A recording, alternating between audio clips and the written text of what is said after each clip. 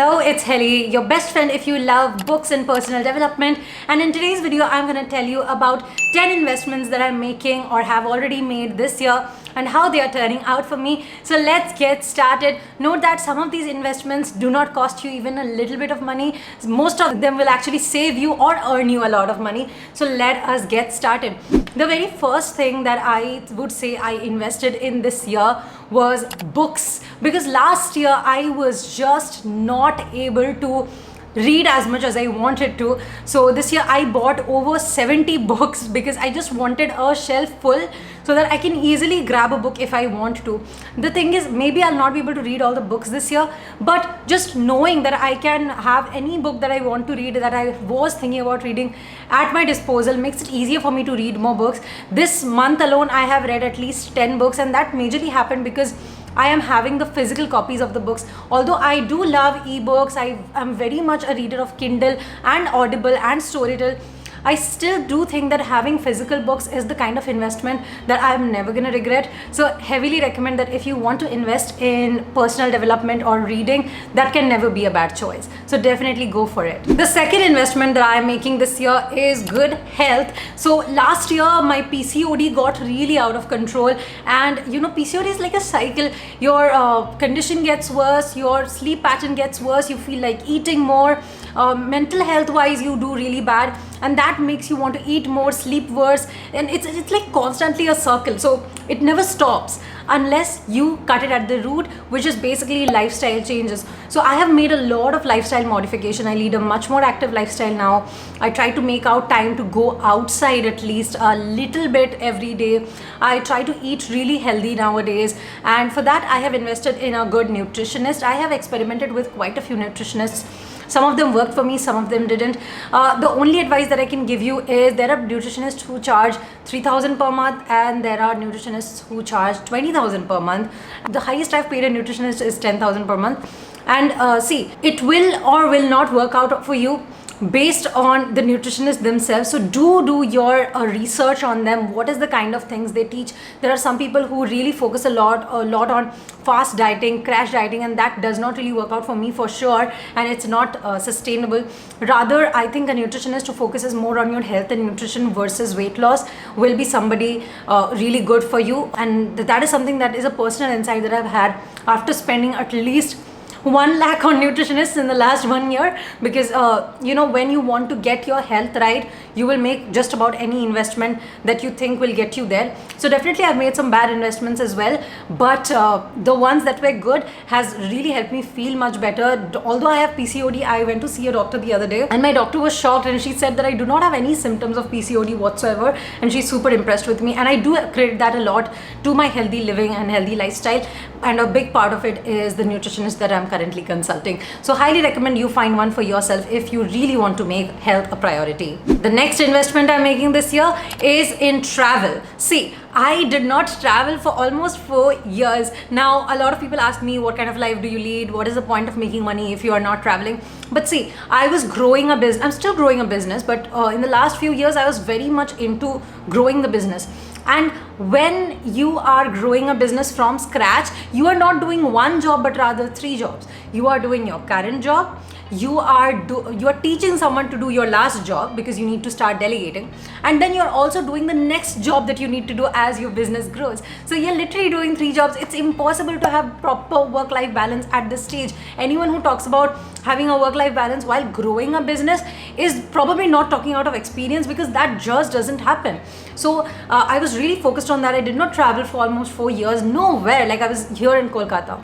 And this year I've started traveling again. I went to Delhi, I went twice to Bangalore, and next week I'm going to Ahmedabad, and then I'm going to Mussoorie. So these are all solo trips, and I am discovering so much about myself. I feel very socially anxious, and traveling is really helping me a lot to connect with myself and discover new things about myself and become more confident. It's an investment that I'm definitely happy about making finally. I hope to go on an international travel soon as well, just still figuring out which place it should be. Traveling is helping me so much in discovering who I truly am, making me more confident. I even met at least 100 of my subscribers in Bangalore, and that was such a great feeling. The fourth investment that I'm making this year, and it's actually not in terms of money, but rather time, is in good quality free resources and free courses. There's lots of free courses available on FutureLearn, Allison, Coursera. There's amazing free resources available on HubSpot. You know, since all of these are free, I've always kept telling myself I'll do it some other time.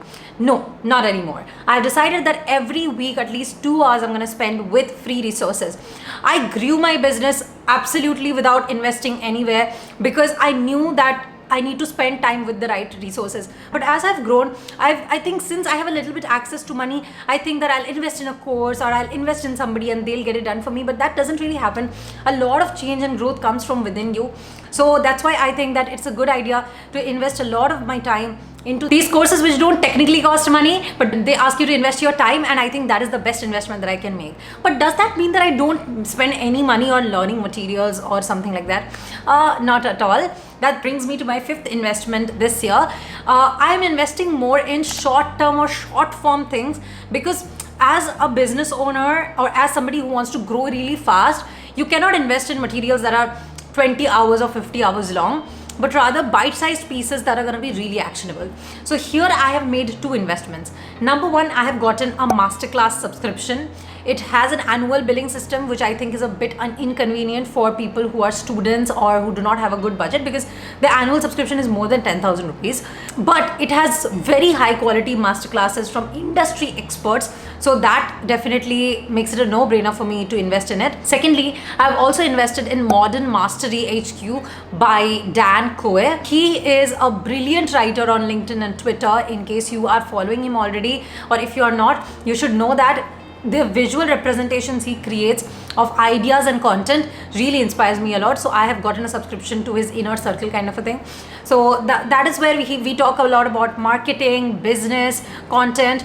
And I like it because it's very bite-sized and there's something new to consume every week. I find that much more easy to apply than a course. So those are the two proper investments that I have made monetarily also for learning and personal development. The sixth investment is clothes. I have not bought a lot of clothes for the longest time in my life simply because I am not good with managing them.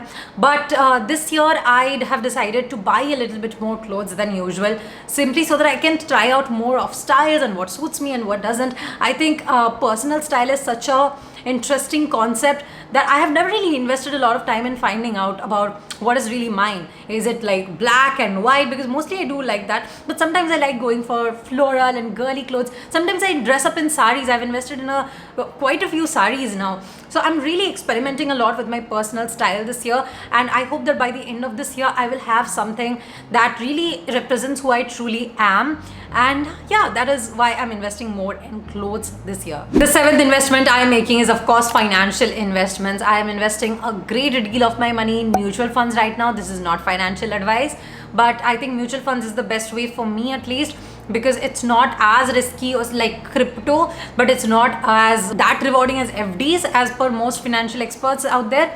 So that's why I'm going more for mutual funds. At least like 75% of my portfolio is in mutual funds right now.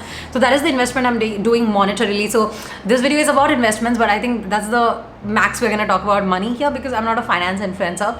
I do work with quite a few finance influencers now though, as a freelancer and an agency. And I can tell you that definitely working with people who are so financially aware has helped me improve my financial awareness. So the next type of investment that you should make is in your personal and professional relationships, so that you are able to grow both emotionally and professionally at the same time.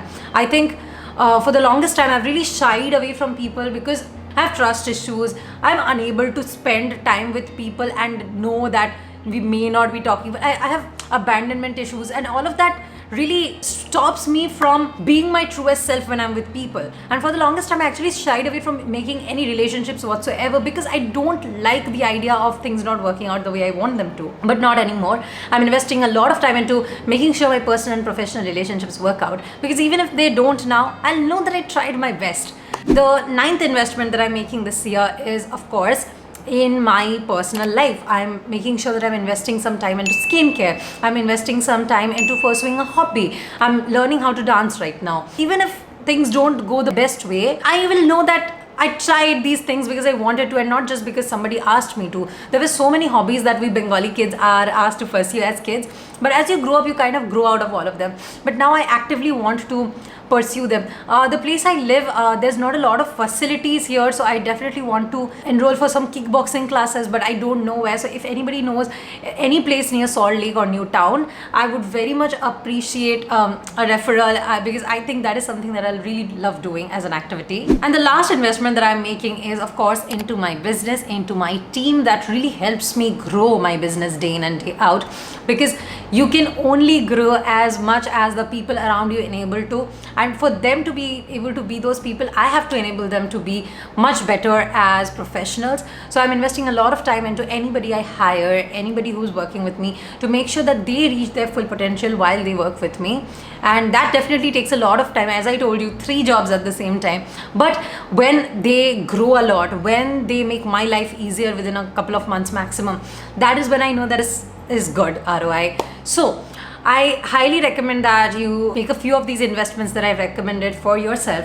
I hope that you enjoyed this video, and I hope to see you again soon. Until my next video, bye bye.